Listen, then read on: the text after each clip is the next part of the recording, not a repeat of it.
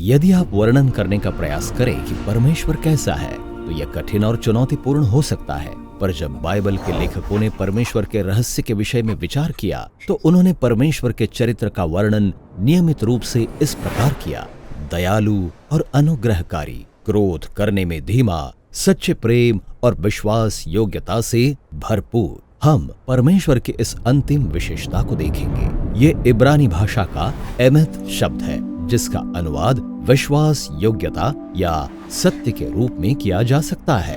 ये एक अन्य शब्द से संबंधित है जिसे आप शायद पहले सुन चुके हैं, आमीन, जो कि अनुवाद ना की गई इब्रानी अभिव्यक्ति है और उसका अर्थ है ये सत्य है। अतः एमेथ का अर्थ सत्य हो सकता है और ये सही विचारों या अवधारणाओं का भी वर्णन कर सकता है। ये इसलिए है क्योंकि एमेथ शब्द का संबंध स्थिरता और विश्वसनीयता से है। जैसे मूसा इस्राएल के शत्रु अमालेकियों को हराने के लिए घंटों तक अपने हाथों को उठाए रखता है और उसके मित्र उसके हाथ के नीचे एक पत्थर रखकर उसके हाथों को सहारा देते हैं ताकि उसके हाथ एमेथ या स्थिर बने रहे। जब एमेथ का प्रयोग लोगों के लिए किया जाता है तो यह विश्वसनीय और स्थिर चरित्र या विश्वसनीयता का वर्णन करता है। जैसे जब मूसा इस्राएल में अगुओं को नियुक्त करता है तो उन्हें एमेथ के लोग होना जरूरी है। ऐसे लोग जो विश्वास योग्य होते हैं, वे घूस नहीं लेंगे या न्याय को नहीं बिगाड़ेंगे। अतः जब ये कहा जाता है कि परमेश्वर एमेथ से भरपूर है, तो इसका अर्थ केवल ये नहीं है कि वो सच बोलता है या सत्य के लिए खड़ा होता है, बल्कि इसका अर्थ है कि परमेश्वर विश्वास योग्य और सच्चा है।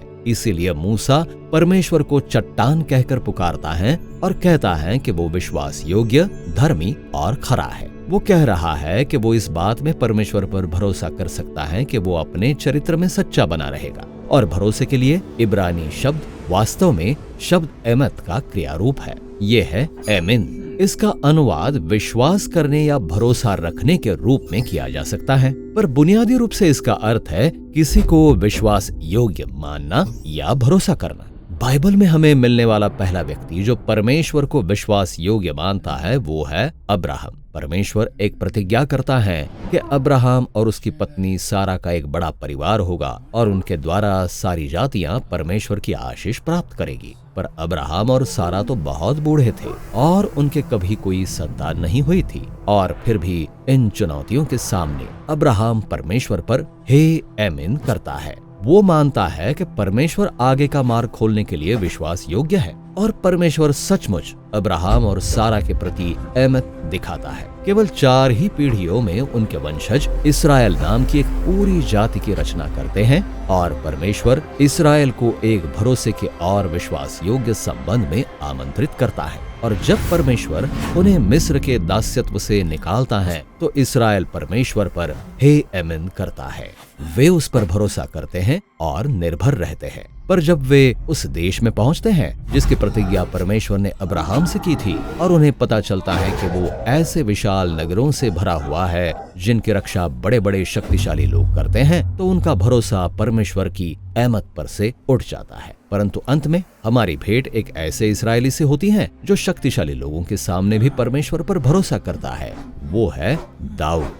वो उस शक्तिशाली व्यक्ति से चिल्लाकर कहता है, तू तो तलवार और भाला लिए हुए आता है, परंतु मैं इस्राएल के परमेश्वर यहोवा के नाम से आता हूँ। दाऊद निरंतर परमेश्वर पर भरोसा करता है। वास्तव में ये कहा जाता है कि दाऊद परमेश्वर के सम्मुख एमेत में चलता था। अतः दाऊद परमेश्वर को विश्वास योग्य मानता है और वो विश्वास योग्यता के साथ उत्तर देता है। इसीलिए परमेश्वर दाऊद के एक विश्वास योग्य वंशज को खड़ा करने की प्रतिज्ञा करता है जिसका राज्य सदा का होगा, या इब्रानी भाषा में जिसमें एमेत होगा। ये विश्वास योग्य राजा सर्वदा तक दूसरों के लिए भरोसे और स्थिरता का स्रोत होगा। पर बाद में जब राज्य का पतन हो जाता है तो इस्राएली पाते हैं कि उनके पास अब ना तो घर है और ना ही राजा, और इसीलिए वे पुकारते हैं, हे प्रभु तेरी करुणा कहाँ रही जिसकी शपथ तूने अपनी एमेत में दाऊद से खाई।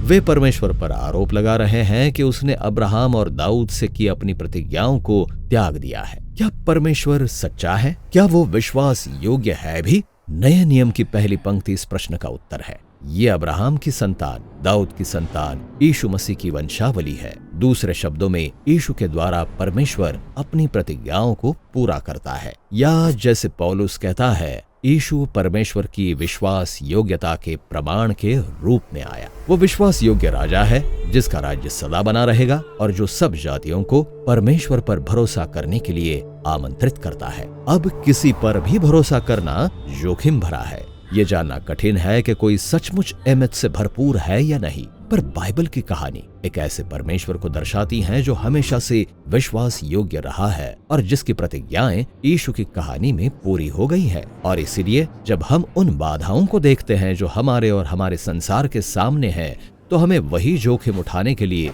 और अब्राहम, दाऊद और परमेश्वर के लोगों के साथ जुड़ने के लिए बुलाया जाता है कि हम भरोसा करें कि परमेश्वर विश्वास योग्यता से उमड़ रहा है।